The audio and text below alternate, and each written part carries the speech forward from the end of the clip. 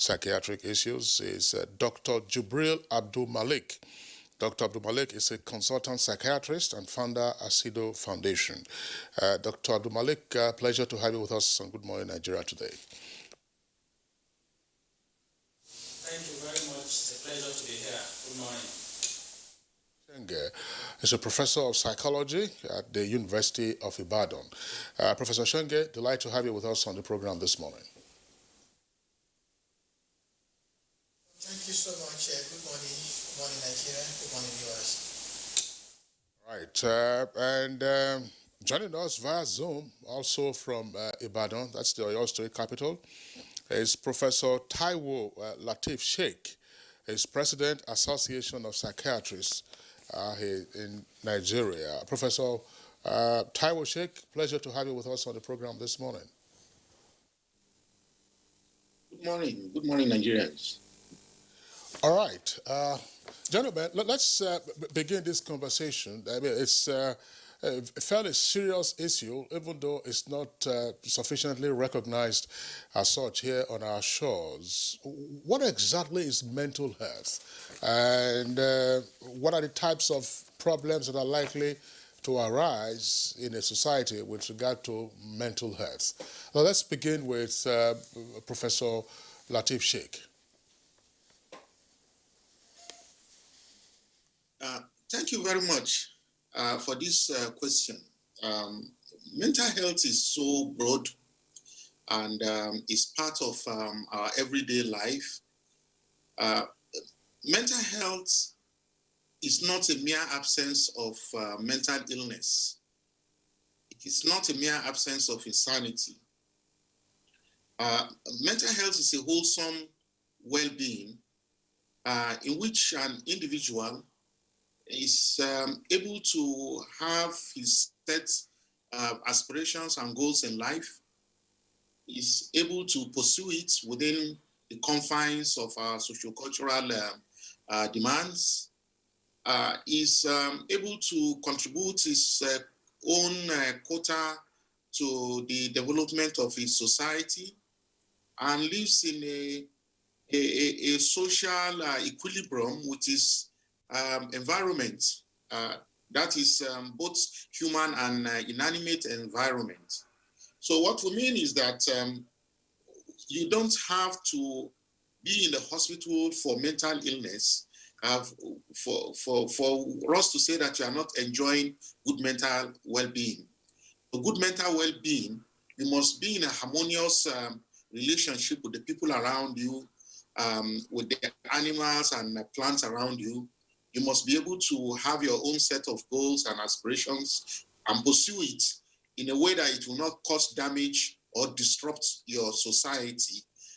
Then we say you are enjoying good mental health. So that is our understanding of mental health. Let's see the perspective of Dr. Jubril Abdul Malik. Does mental health, as he said anyway, it's not the absence of mental illness, it's not the absence of mental wellness, and it so seems as if there are lots and lots of perspective to that. Can you add some other insight into that, given the fact that you may have come across some other things that may lead us to a new horizon on this issue? Thank you very much for this question. I will just build on what my president, Professor Sheikh, has just said, and just take us a step back to recall that the WHO's definition of health is a state of complete physical, mental, and social well-being. What that implies is that health, generally speaking, sits on three legs. It's like a stool that sits on three legs. And one leg is physical health, the second leg is mental well-being, and the third leg is social well-being. So my president, Professor Sheikh, has defined what mental well-being is. The other additional information I would just like to put there is the fact that mental health is a spectrum. There is nobody that is at 100% and there is nobody that is at 0%. All of us are at different points along that continuum. We may have some anxiety problems, we may have some worries, we may not be very happy with some aspects of our life, and so on and so forth. Some people may be battling with drug abuse issues, post-traumatic stress disorder following armed robbery attack in their home. So nobody is at 100%. But the whole essence of trying to improve our mental well-being is to move as closely as possible to 100% and as farther away from zero as possible. And so this is a positive aspect of health that we should all embrace and try to strengthen all the time for everybody. Nobody is exempt. Thank you very much, Dr. Jibril Abdul Malik. We'll return to our Ibadan studios presently, but let's welcome another regular guest on Good Morning Nigeria who is with us in the Abuja studios, Dr. Oluwashola Ephraim Oluwanuga. She's a senior lecturer in psychiatry at the College of Medicine, University of Abuja, and chief consultant psychiatrist at the National Hospital. Dr. Ephraim Oluwanuga, pleasure to have you with us on Good Morning Nigeria again. Thank you. All right.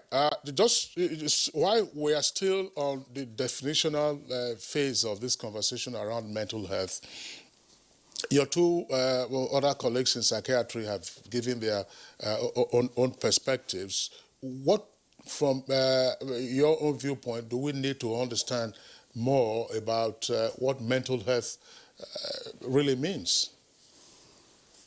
Well, you know, I'm happy to be here today with my colleagues, especially the president of the Association of Psychiatrists of Nigeria and Dr. Abdul Malik from Ibadan.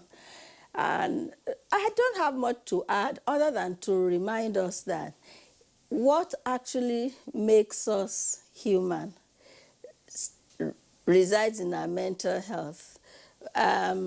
It is the fact that our mental health is intact that helps us to relate to people, take the right decisions, and generally, even to be kind, to be empathic, all those things reside in being in good mental health. That's all I'll just add.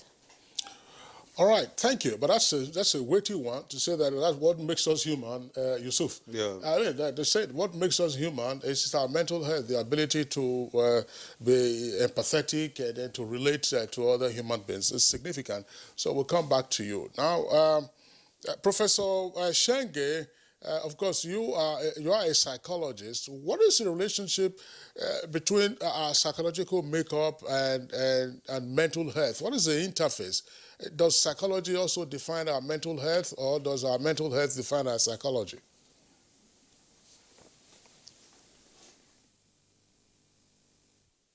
For that question, let me simply say that they are related to each other. Psychology is defined as the scientific study of human and animal behavior. And when you look at that from a wider perspective, you discover that behavior manifests in every aspect of our life, whether it is overt behavior, covert behavior, the obvious and the hidden. But mental health is very important because it is an aspect of health that complements the physical health, and they are related to each other, and it entails people functioning. People function well and maximally, optimally in their places of work, at home, wherever they interact, and so it's very important for people to actualize their potentials, and that is possible only when the mental health is sound and everything is working out well. Let me quickly add here that the psychological component is also very important because it involves issues, it involves our thinking, our attitude, our emotion, and so many other things about our behavior, both covert and overt. And so, in that regard, mental health is looked at being from a holistic perspective, such that what affects our mental health is definitely going to affect our physical health also. And that is why experts talk about psychosomatic illnesses because something is affecting the body, and so it will definitely affect our mental health. And something that is affecting our mental health will definitely affect our physical health. So they are related by and large. The bottom line, it seems now, is that mental wellness or mental health is not really the opposite of mental illness. Do we now get a perspective? Let's now look at what mental illness is, since that is not the opposite of the other. Let me start with Dr. Olushola Ephraim here. Does it really follow that since it is not, then what is it, mental illness? Well, mental illness now, on the other hand, refers to the fact that we can find what in medical terms we will call a pathology. We can make a diagnosis. We can find something wrong.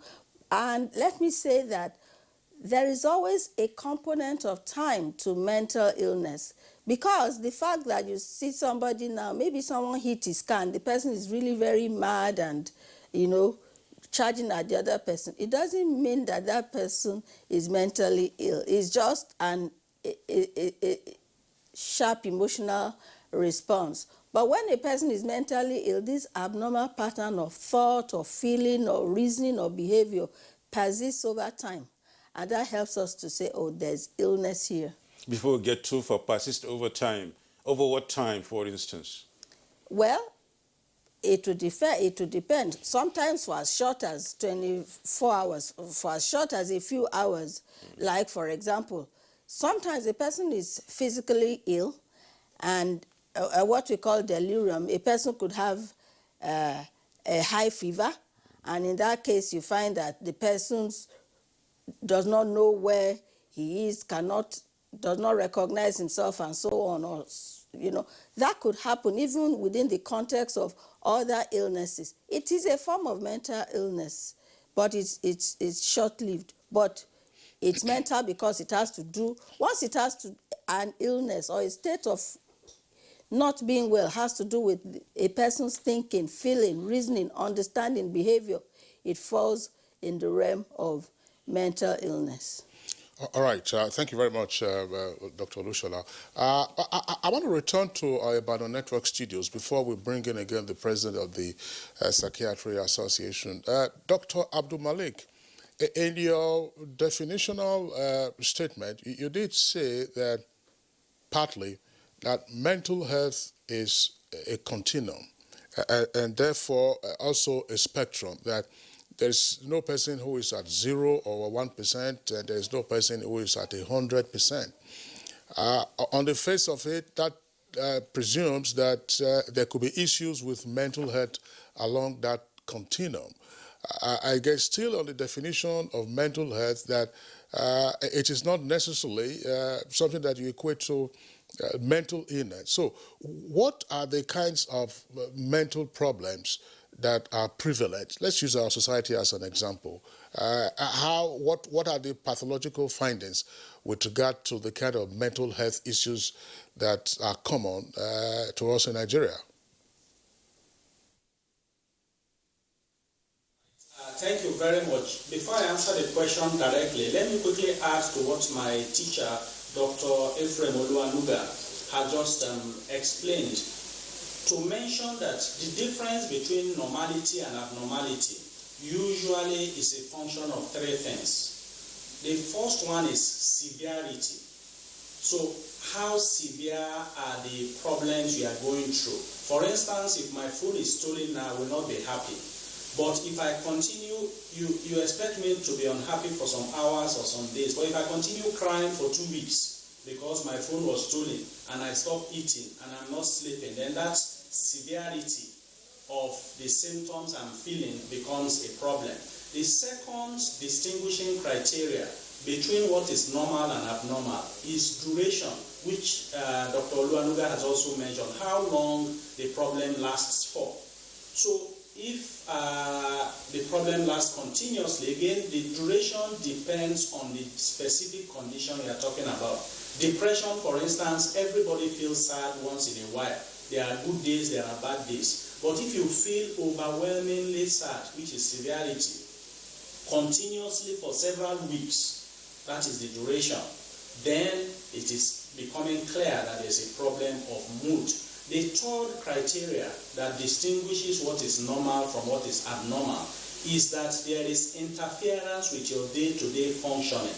You are no longer able to carry out your usual responsibilities at work, in school if you are a student, with your family, with your interpersonal relationships, with neighbors, with people around you. So when these three areas become abnormal in terms of severity, in terms of how long they last, as well as interfering with your day-to-day functioning, then it becomes clear that there is an abnormality with your mental health. Now, specifically to the common conditions we have in our society: anxiety problems, depression globally, and as well as in Nigeria, depression is the commonest mental health problem.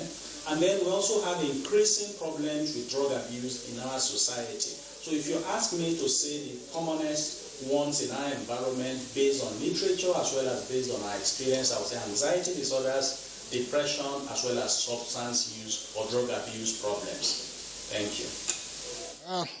Dr. Abdul Malik, thank you very much. One of the criteria you listed had to do with the severity of a behavioral pattern. You were talking about if you lost your phone, for instance, and you were crying for 2 weeks. I was just going to ask you, what if SARS had taken your phone? How many weeks would you cry for? All right, thank you very much, Dr. Abdul Malik. Let's bring in now Lateef Sheikh, Professor Lateef Sheikh. Professor Lateef Sheikh, in terms, again, of scoping the types of mental issues that are common to us, Dr. Malik just mentioned anxiety, depression, and substance abuse. What are the usual triggers for these issues? And if there are other issues that you have also identified, what are they? Please, can you take that again? All right. I said that Dr. Abdul Malik already identified 3, according to him, of the most common manifestations of mental challenges or mental health challenges that we have: anxiety, depression, and substance or drug abuse. And my question is, what do you know of other conditions that are common to us in Nigeria, in addition to what Dr. Abdul Malik said? Plus, what are the usual triggers, for instance, that anxiety now becomes a mental health issue for us, or depression now becomes a mental health issue for us in our environment? Well, thank you very much for this question. We do have a very broad types of mental illnesses that can occur. But I want to stress here that the line between mental well-being, wholesome mental well-being, and mental health disorder, it's very thin, just like Dr. Abdul Malik described earlier on, that is a continuum, and we are fluctuating within that continuum. Because you are mentally ill today does not mean that you will not be well tomorrow. Because you are well today does not mean that you cannot be ill today. And then we have in between, like he said again, in terms of severity, we have what we call moderate, mild, moderate, and severe mental disorders. And then we have people who are just experiencing some distress that you cannot categorically say that they are sick, but they are really not enjoying optimal mental well-being. So we don't have a discrete, line that cuts optimal mental well-being from mental disorder. So we are fluctuating in between. And there are so many things that are occurring. There are so many patterns of our behavior and cultural attitudes that sometimes could fall on the border that would threaten your mental well-being, that could make people a little bit more confused as to whether this person is he well or is he ill. We do have challenges within our communities today that puts people on edge that you now be wondering. It makes people more irritable. They don't tolerate the kind of things that they used to tolerate before. People can become a little bit more aggressive. People can feel threatened and could affect their sleep and appetite. It could affect their calmness, their restfulness, their collectiveness. So you start wondering, is this person well? Is this person ill? So there is that thin line that we have to understand that exists. However, to be more direct, we are in a season where so many things are wrong. We have unexpected things that are happening to us. COVID is one of them. It has turned all our societies upside down, globally and locally. It has challenged the essence of our livelihood. It has brought down a very serious economic downturn. The lockdown has kept people at home. It has challenged our freedom. It has challenged our ability to enjoy what God has given us. Our children are at home. They can't go to school. They can't play. They are boxed in. Mothers are there. Responsibilities have increased. They cook. They used to cook twice a day. Now children eat 5-6 times a day. The husband may not be contributing as much. Husband cannot go to work. So these are serious issues that are pushing us to the brink. And if we say we are just looking at the categorical mental illnesses that we already know, we may be going off the line. We have to deal with practical ones that are with us today. It has pushed people to be using alcohol and other substances. The society is completely upside down, such that you can see the way people are responding to NSAS. You can see the massive outpouring of youth. These are all part of it. So I think it's best we look at the practical issues that are facing us today, and in the context of our mental well-being. Is pushing everybody to the wall. Like Dr. Jibril said, anxiety, depression. We have a lot of issues. Post-traumatic stress disorder. Then the psychotic issues, the illnesses that were there before. They don't have access to treatments. The little access they have before, lockdown has cut them off. Pharmacies don't open. Hospitals, you go there, you're afraid of COVID. So it has worsened existing mental health disorders and doubled the new ones that are coming in. Our infrastructures are not there. Our coping, ability is pushed to the wall. So I think we should look at the practical things that we are facing today in the context of our mental well-being. So, Sheikh, that insight is really insightful, I must admit, and of course it gives us or leads us to, talk to Dr. Shenge, who is a professor of industrial and organizational and consumer psychology. As a professor of psychology, Dr. Shenge, the thin line now between mental wellness and mental health is being established. But of course, severity and sometimes interference with day-to-day activities when they don't go normal, and some anxiety, depression, and lots of them come into play in order to suggest that somebody is mentally ill. And, Professor Taiwo just mentioned something that is very important. That is the circumstances surrounding our survival today. He mentioned COVID as one of the examples, and the impact of the COVID on the family and the person and members of the family. Now, as a professor of psychology, where do we start addressing or looking at this mental illness vis-a-vis what is happening today in the society, given the fact that we must really admit that people are not really feeling very well, given the circumstances we are really living in? What's the thin line? How do you look at that thin line, and what do we look for in this regard? Thank you so much. My colleagues have said many things that are very relevant here. The issue of, we have to point out the issue of the context in which the mental illness is appearing.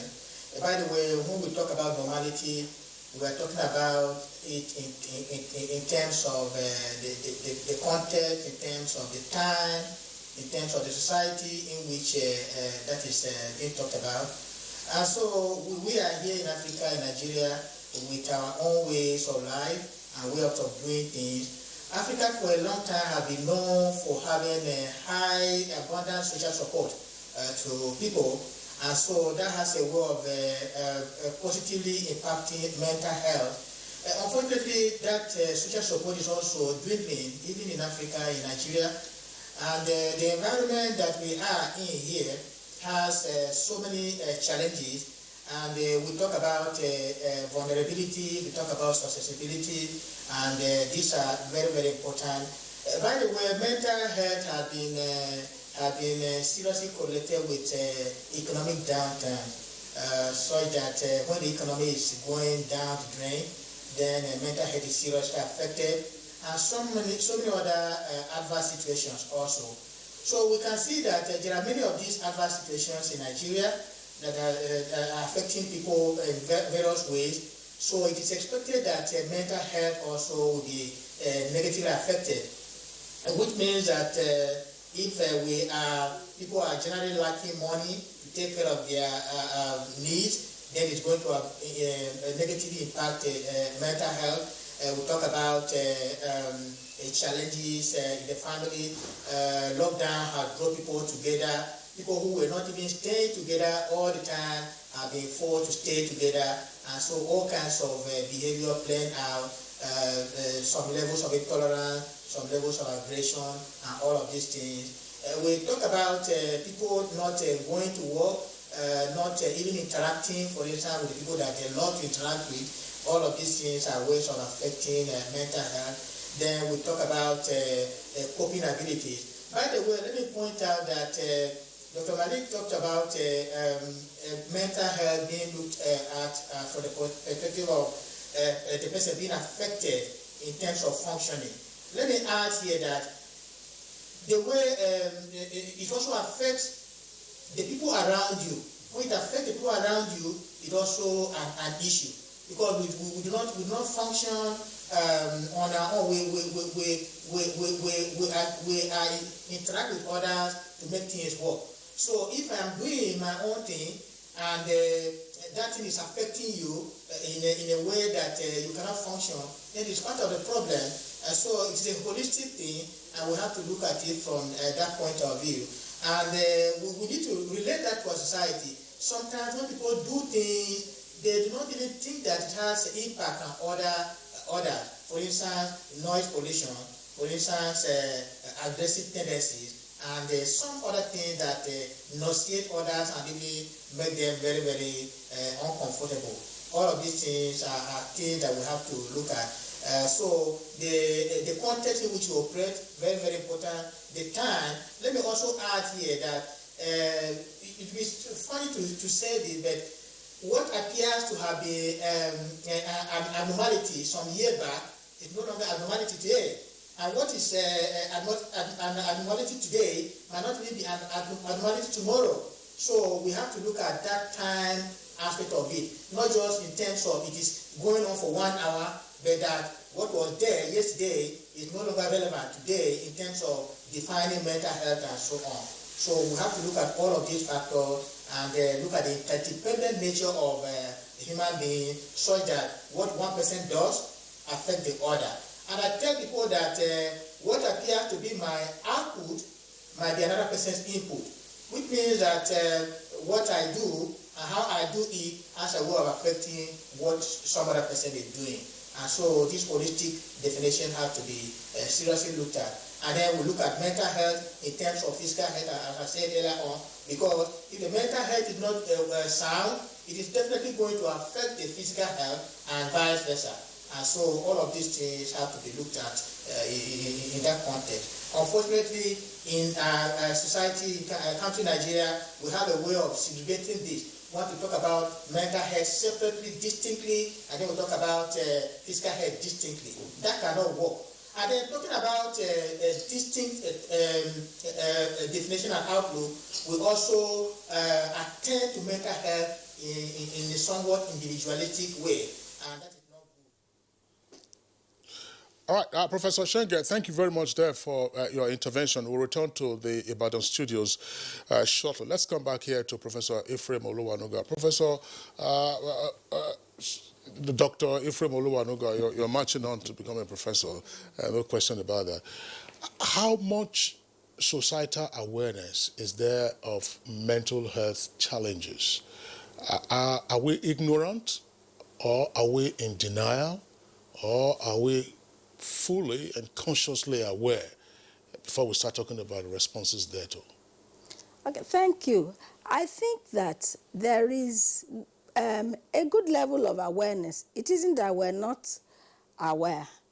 The problem is our response to it, so that denial now tends to set in. Because you see, most of the time in our society, when people notice that something seems to be wrong, most of the time our first response is, oh, this is a spiritual attack. That's the language that we like to use. It must be spiritual. So we first of all tend to head for our places of worship to try and get help. Then, especially when it's young people, the other response is, oh, this person must be on drugs. So a young person shows, symptoms of depression. Maybe is withdrawn, keeping to self, not eating well, generally not happy. And then they look at the person and they wonder, oh, what's wrong? It must be something to do with either, usually our two responses are drugs or spiritual. We hardly ever tend to look at those things as illness because of stigma. Most of the time we don't want to think, we don't want to accept that someone may be mentally ill, because to us, mental illness is like, we tend to, unfortunately, begin to feel that is incurable, it is so stigmatizing, it will damage our families, it mustn't be associated with us. And so we do all that we can most of the time in our society to deny the presence. And when it is there, we also tend to do our best to hide it.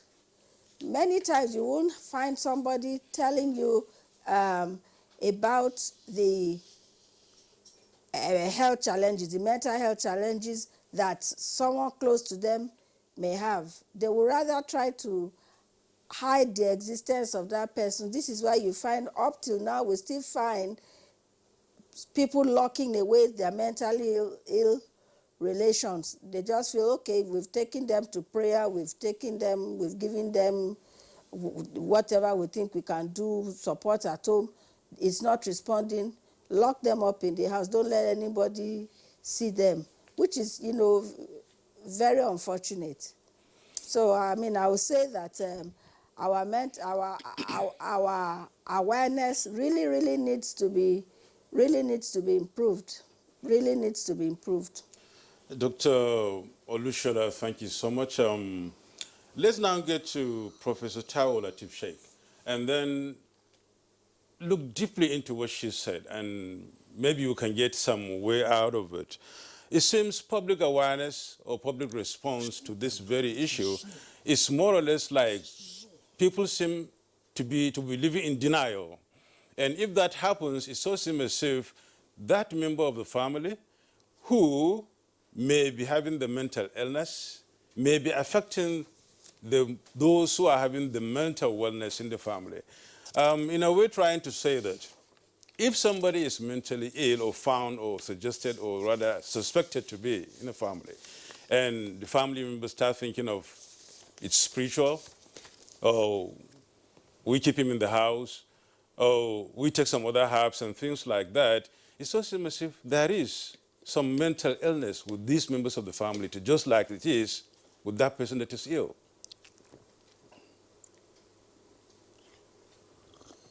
Well, I just want to add on to what Dr. Oluwanuga Ephraim has just echoed. Awareness and lack of awareness is a significant barrier to access to mental health care service. And awareness is determined or lack of awareness is determined by a lot of misconception, a lot of misunderstanding of mental illness, and a lot of myths that surround mental illness that are governed by our cultural belief system, our religion, our association. And like you rightly said, this can also now transfer to the family setting. And we do know within our own mental health care delivery services that if one member of the family has mental illness, there's going to be a lot of pressure on other members of the family. And here it will now be, this pressure will determine whether another person may fall ill or not, because everybody will have to gather. That is within the family. However, outside the family, it could also lead to people, castigating that family, people stigmatizing that family. So stigma also affects awareness, and awareness affects access to uptake of mental health services. Now, I want to let you understand that stigma is a very profound negative thing about mental illness in our society today. And stigma is directed at the mental illness itself. Stigma is directed at the mentally ill person. Stigma is directed at the family of the mentally ill person. Stigma is directed at those who are taking care of the mentally ill person, including me as a psychiatrist. I am stigmatized. Stigma is directed at the institutions that is looking after the person that is mentally ill. And also, there are levels of stigma, including exhibiting stigma at policy level, where there is lack of equitable distribution of resources. When it comes to mental health, they reduce it. So mental, services, mental health services, mental health training, mental health research does not attract the resources that other aspects of health care, attracts. So you can see how awareness can lead to access deprivation, can also lead to stigma, and how stigma can also now further compound this. It now keeps us in a kind of a cycle, cul-de-sac. We have to find a way out of this. And what we are doing today is part of it. Let us know that awareness is very critical. And for us to increase awareness, we must be able to break the barriers that will, negatively affect people understanding the rudiments of mental health and mental illnesses.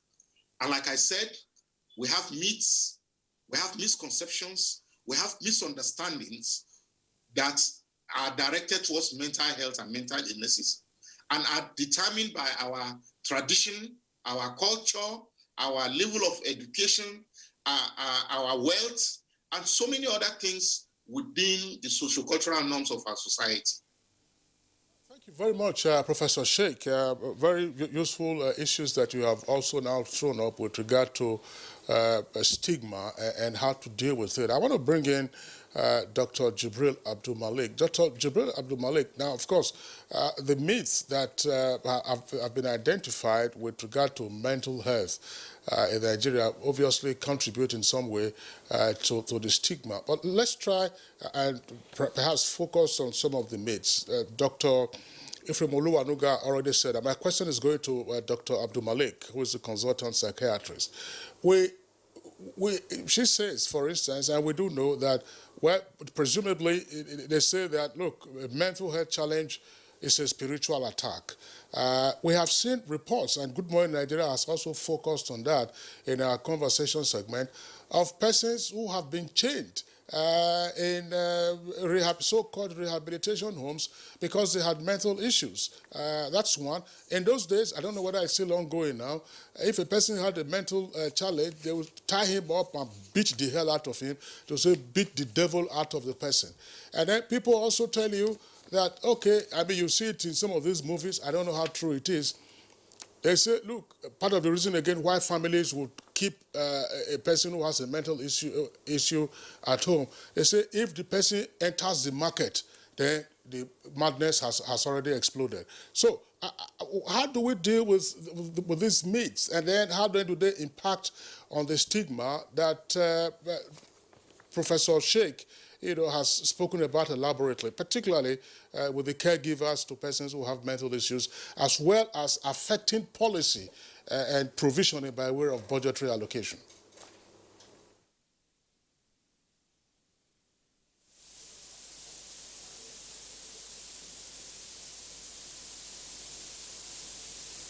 Well, Dr. Abdul Malik, if you're still there with us in our Ibadan Network Center, you heard my question?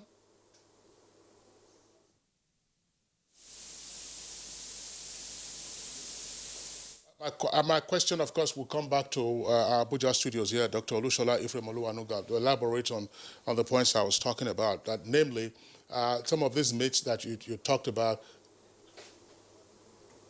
Yes. Yeah. Just hang on a second. Now we're having some technical glitches. Exactly what's playing out now? Dr. Jibril Abdul Malik, did you get my question?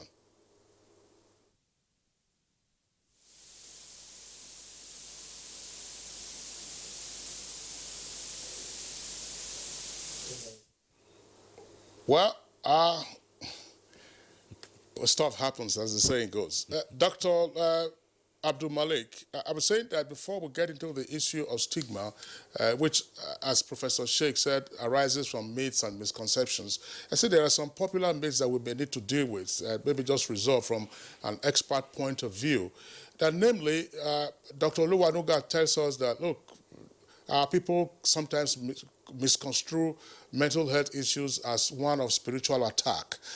And therefore, we go to prayer houses, or in some cases, they take them to rehabilitation homes where they are chained. In the past, they used to beat the hell out of them, or say beat the devil out of them.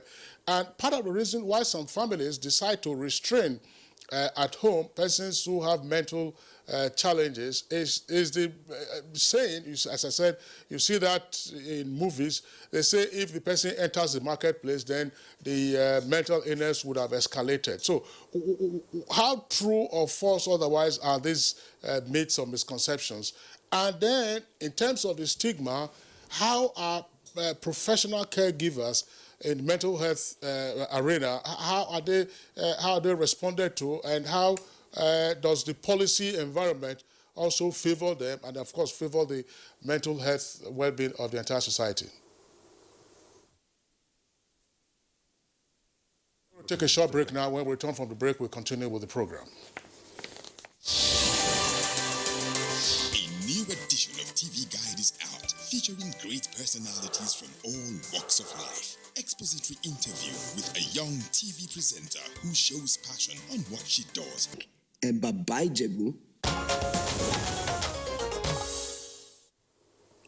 We sincerely apologize for those little mix-ups today, but all the same, Good Morning Nigeria continues, and of course, we're talking about mental health and its effect on the society.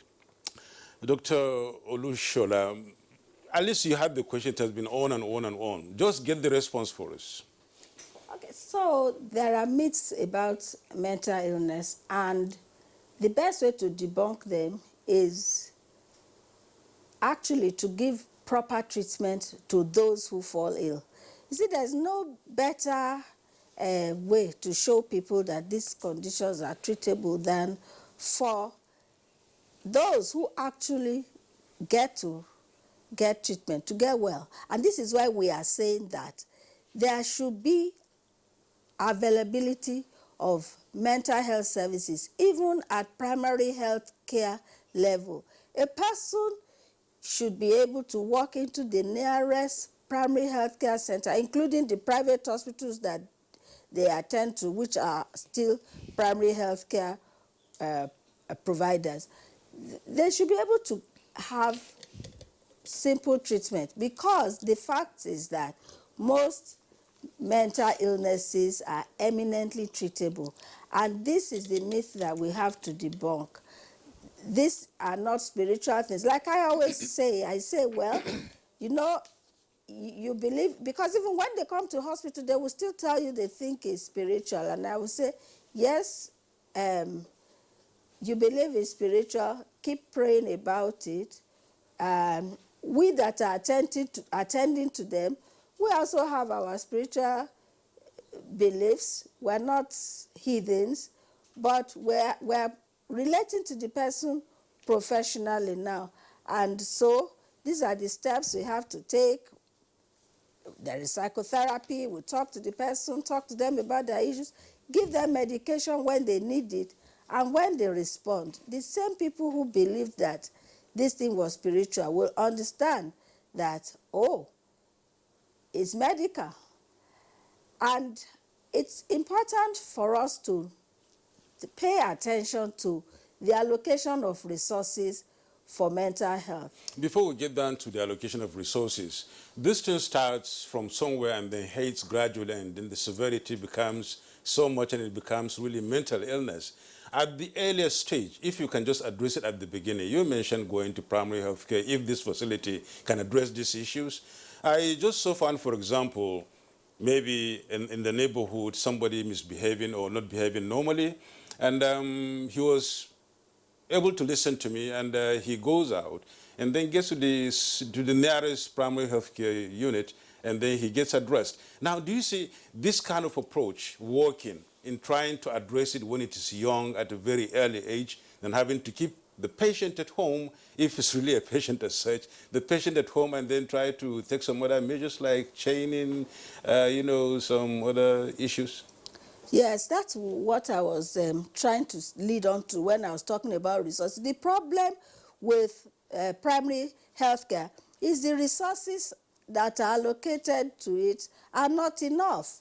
It's a pity that we in this country are yet to put primary health care where it belongs. That is, for our people, most of the illnesses that they have to deal with can be taken care of at primary health care level. There is a whole package that the World Health Organization prescribed, and to which, we subscribe in Nigeria, which is talking about the mental health gap. It's called the mental health gap. What it's supposed to do is that even a nurse in the primary health care center should be trained to recognize the simple symptoms of mental illness, and just the way we can give first aid. Somebody comes in bleeding, we know what to do, or, we should be able to also give psychological first aid. We should be able to give simple medication at the primary health care level. But where is the problem? Number one, the people there too, they are overburdened. They are the ones that look after everything, and many of them are resistant to adding on mental health care. And also the stigma. Some people still feel, you know what, don't bring them here, just take them. Whereas most mental health care, and I'm deliberately repeating this, because if this is one thing that we really need to do to improve things here, is to ensure that people who have first contact with patients or with anybody at all, people in the community should be able to give simple remedies, because most mental illnesses don't need complicated remedies. They only need for people to recognize them, to know what to do, and to do, at least to commence before you send to the specialist, because we don't even have enough specialists. All right. Thank you very much, Dr. Ephraim Oluwanuga. Once again, we just need to apologize. We have lost our satellite connection to our Ibadan Network Center. Our engineers are trying to rectify that, and that's why they were not picking up the question that we repeated a couple of times. But we have a number of tweets that have come in from our viewers. So Yusuf and I will go through those tweets, and then we'll return to Professor Sheikh, who is still with us via Skype. Law Alpha C. The harsh realities of life in which many people have found themselves today have affected them mentally and negatively, and that's why some engage in unimaginable acts to eke out living at the expense of the society. We spoke extensively on that, really, but Suleiman Babagana is saying that increased public awareness on the causes, effects, symptoms, and treatment procedures for mental health should be carried out by government and civil society organizations at both national and local level, and that's what Dr. Olushola is talking about now. That's right. Festus Akimboye, we are still ignorant as a nation about mental health. We should start to promote good mental health in our workplaces, schools, and communities. We should stop criminalizing, marginalizing, and stigmatizing people with mental health problems, as that can lead them to suicide. Dele Jack Solomon Mage says many people's mental health problems in Nigeria are made worse by the stigma and discrimination they experience from society, but also from families, friends, and employers, and there is the need for national and local campaigns to change public attitudes to mental illness and patients. Ibrahim Bello, if NGOs, individuals, communities, and government could really make it a priority to take off the streets persons with mental disorders and cater for them, it would in some way have, it would be discovered that some only have slight psychological issues that could be corrected cheaply if attended to properly. I'll take that again. If individuals, NGOs, communities, and governments could make it a priority to take off the streets persons with mental disorders and cater for them, it will be discovered that some only have slight psychological issues that could be corrected cheaply if attended to properly. That's right, Ibrahim. Suleiman Babagana says, state of insecurity in an area leading to loss of livelihood may affect the mental health of the surviving individuals negatively. Therefore, government should double its efforts in ensuring adequate security of lives and property of its citizens. Leo Fadaka, mental health as a level of psychological well-being and functional, satisfactory level of emotional and behavioral adjustment is crucial for a decent society, an absence of which is responsible for societal ills like greed, corruption, and crime. That's a serious one there. And Chris Simeon says depression, stress, and suicidal tendency comes to fore when mental health is seriously affected. Persons who find it difficult to cater for these basic needs like food, shelter, job, etc., could be exposed to psychological trauma and change in behavior. A society with great population of persons suffering nervous and emotional disorder is heading for total catastrophe. All right, Badamasi Haruna Adamu twist. Mental health is something that gives birth. I don't know, it's a bit complicated. So mental health is a thesis that gives birth to antithesis, which is poverty, and synthesis, which is crime, and revolution is the implication. All right, we'll skip that right away. Let's Adamo Stefanos.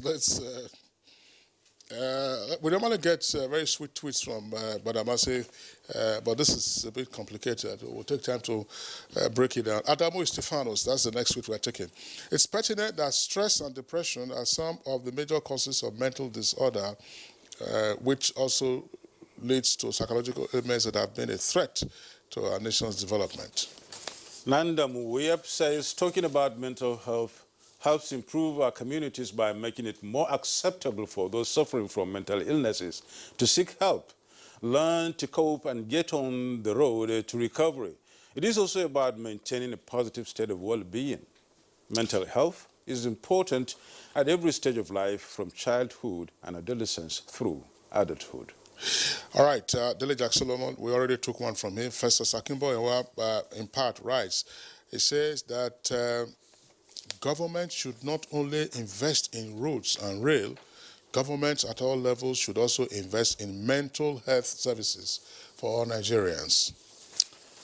And it's Mike Enyako who says it's very unfortunate seeing our citizens with this ailment roaming the streets and not being confined to psychiatric hospitals. People should be trained in mental health and caregiving too. Governments at various levels should build psychiatric hospitals and rehabilitation homes for individuals with the challenges Survivors from the ailment should be reabsorbed into the society and fully engaged in jobs that suit their health challenge. Those substances that lead to ailment like marijuana, cancana, etc. should be controlled.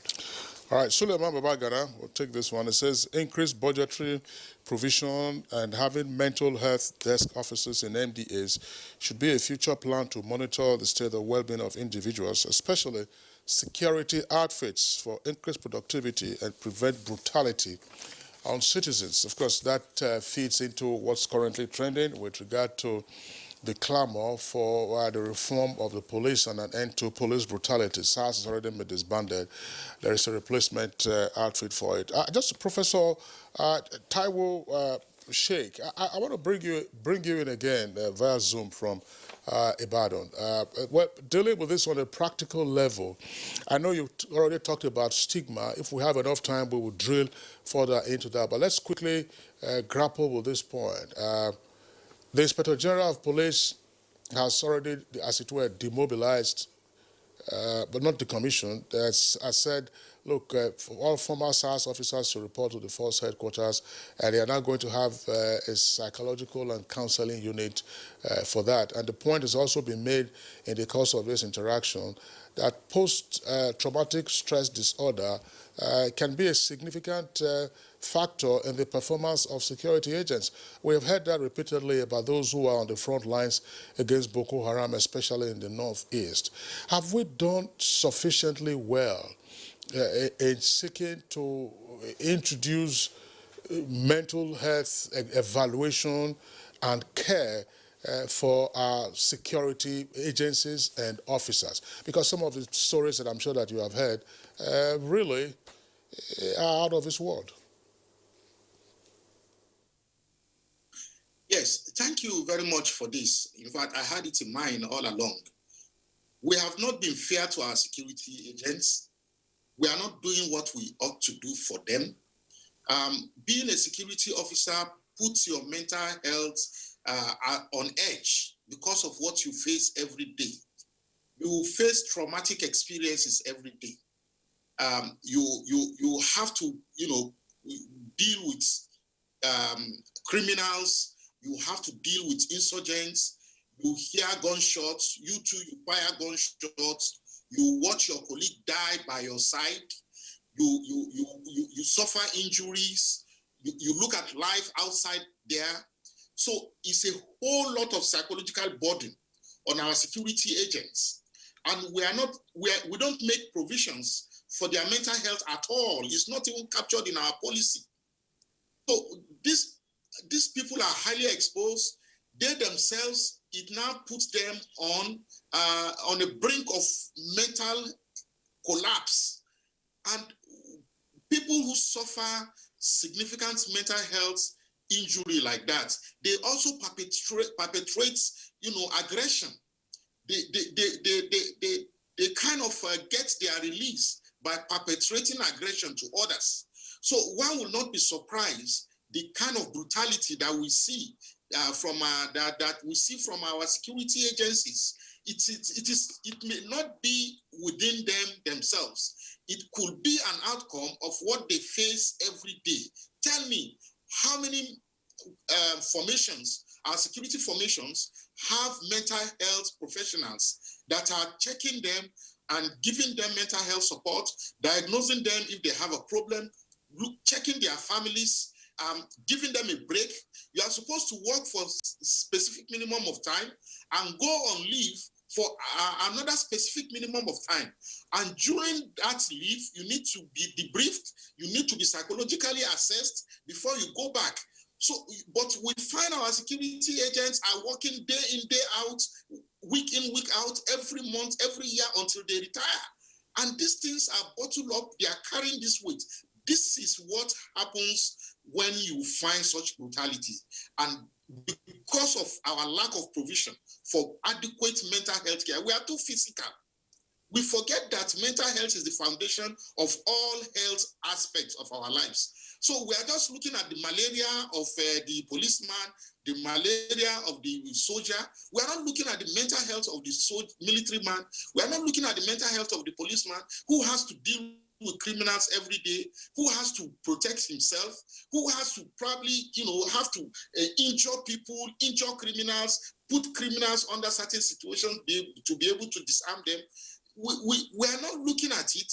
So we have no provision for security agents. So I'm not surprised at what is happening today.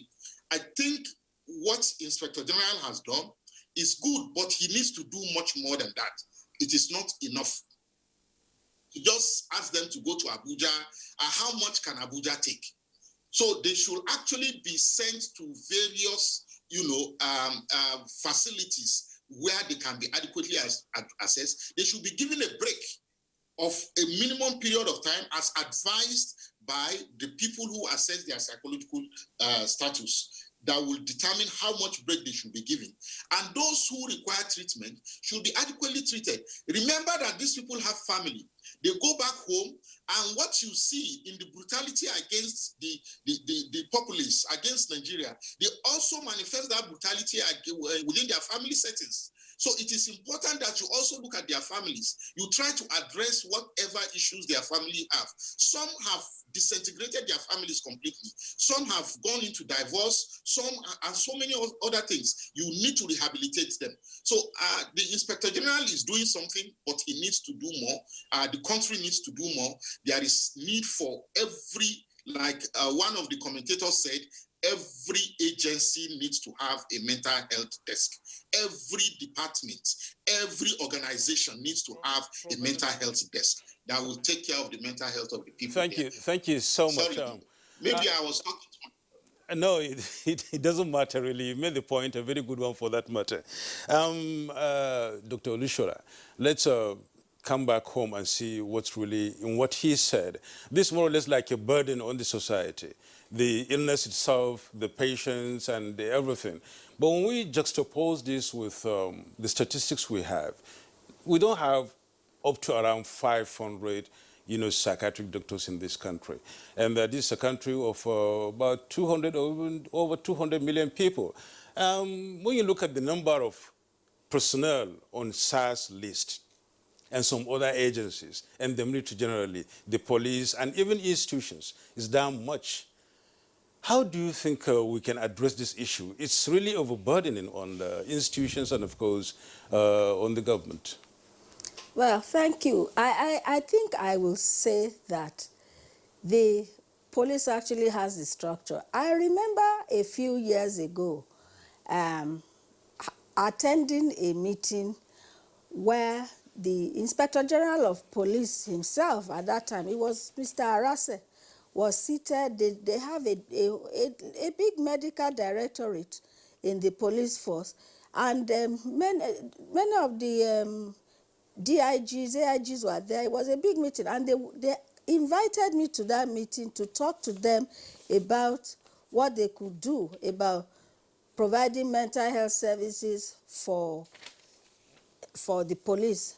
And the method that was suggested to them at the time was for us to train people from all over the formations, because they also have, the police has a medical division, they have medical officers, and you don't need psychiatrists for most of these people. It will be a small number that will actually necessarily begin to need a psychiatrist probably for a long time. What you need is awareness, even the medical officers, for them to know what to do. The nurses in the police, for them to know what to do. What they need to do is training, and training of trainers, bringing it down so that all over the country, wherever they are, and we too, we have mental services all over the country, no matter what part of this country. Yes, it's not strong, but we have something. Therefore, we need to distribute just the same way that the police are everywhere. We also have federal government hospitals everywhere, state hospitals, which have mental health specialists. Let's try and send these people to the nearest facilities, or invite the people who are working in the nearest facilities to come and train their own police medical force there, and to join them in doing training. A lot of these people, what they just need is for people to talk to them, to help them understand themselves. I mean, when somebody goes out to the field and, like Professor Sheikh says, they don't even understand the fact that in the course of their daily work, they themselves are being traumatized. That understanding to them is, in fact, very, very basic. And to me, it even begins from their training in the police college. During the time that they are in the police college, somebody should go, they should have a whole course where people go and talk to them about their mental health and talk to them about how they themselves can recognize mental health problems in some of the people that they are invited to see. Because sometimes mentally ill people are arrested by police as well. So these are things that there has to be a whole policy framework. It's not something that we can't just have a fire brigade approach to it. It has to be something that is institutionalized. If we didn't have it before, we have to start making sure that mental health care, mental health training is a part and parcel of the way that our military personnel are brought up. It's not only the police, the same thing goes for the army and all the other paramilitary, but right now, the one of the police is the one that the whole country is talking about. And I know that even within this country, few as we are, we still have the resources. We can spread those resources to see to it that we cover the police nationwide. Earlier you mentioned the example of the then Inspector General of Police, Dr. Solomon Arase, what he tried to do, bringing you in to speak to them and see how they could cascade down mental health care for police officers. Would you know what happened after he left office? Was there a follow-up? I can easily tell you he retired 2 or 3 months after that. And there was only one thing that took place. The DIG Medical actually did bring people from all over the medical formations in Nigeria. They came to Abuja, and with a few colleagues, we were able to organize a training for them. And this was in conjunction with the Federal Ministry of Health, by the way. We were able to organize training for them in primary health care, what you're talking about, the mental health gap, which is the primary health care mental health package recommended by the World Health Organization. But you see, the problem is that just the way it is in such organizations, people get posted around and so on. Some of them get... And the ideas get lost. Yes, the ideas get lost. All right, Dr. Ephraim Oluwanuga, thanks. We understand that our connection to Ibadan has been restored. I just want to bring in Professor Shenge. Professor Shenge, this could very well be your closing thoughts, but so make it short and sharp. We're talking about the occupational hazards and the implications all of that have for mental health. I wonder if you heard both Dr. Olushola here and Professor Sheikh as to the kind of trauma that law enforcement officers go through and the kind of support that they would need to continue to be on the job, as well, of course, as to continue to have stable homes. Because sometimes you can have displaced aggression to family members. Are we sufficiently minded in doing this with our law enforcement agencies? And if not, what should be done quickly and then long term? Thank you so much. Let me say that we are not doing that sufficiently, and we need to start from the basics. This starts even with the recruitment, hiring of a law enforcement agent. We have to know the right people to hire, to bring in, and that, as it's done in other clients, involves taking batteries of tests, psychological tests, to be able to know who comes to the police force and who does not come. And when they eventually come, we need to know who goes to which department, at what time, and so on. So we need to screen people to be able to manage their duty very well in relevant department. It's not everybody that should be able to have handle firearm, for instance. Not everybody that will be able to do certain jobs. So we have to know, using psychological expertise, to know who goes where and the training. And we need to always take stock of the things that they are doing in terms of knowing the level of stress that each one of them is facing and how we can support them with social support and some other facilities. We need to provide equipment, we need to relate with them like human beings and address their challenges. We need to know that police officers have families, they have their own concerns, they have different things that they need to do. So we have to look at all of these things politically. Then we have to do away with all this stigma. For instance, if a police person reports realistically that he is mentally not okay, if the police going to return him there, the fear will be that once I report that I'm mentally not okay, I will be thrown out of the job. And all of these things have ways of affecting this issue. We have to look at the issue of the funding and all of these things. In 2004, I got a MacArthur grant to study mental health financing and service delivery in Nigeria and in Canada. And I got what I did not bargain for because the difference was so clear. Now we know that we don't even fund physical health so much, but it is interesting to know that mental health is far, far lower in terms of funding than physical health. And so we can only imagine the level of the problem. So we have to look at all of these things realistically. We have to bring in experts, psychologists, and other mental health experts to come and look at these issues, encourage professionals to work holistically and in synergy so that these things be sorted out. Identifying one particular group of professionals to deal with this issue is not enough because when we come together, problems are better solved. So in this regard, I think now that the SARS have been demobilized or disbanded, we need to bring in experts to come and look at these issues and advise the police authorities on what to do by way of identifying the challenges that the officers are facing and dealing with it, and also proactive. Professor Latif, please, can we have your closing shots, just maybe in 30 seconds? This 30 seconds. Let's go on to Olushola, please, 30 seconds. What are you saying?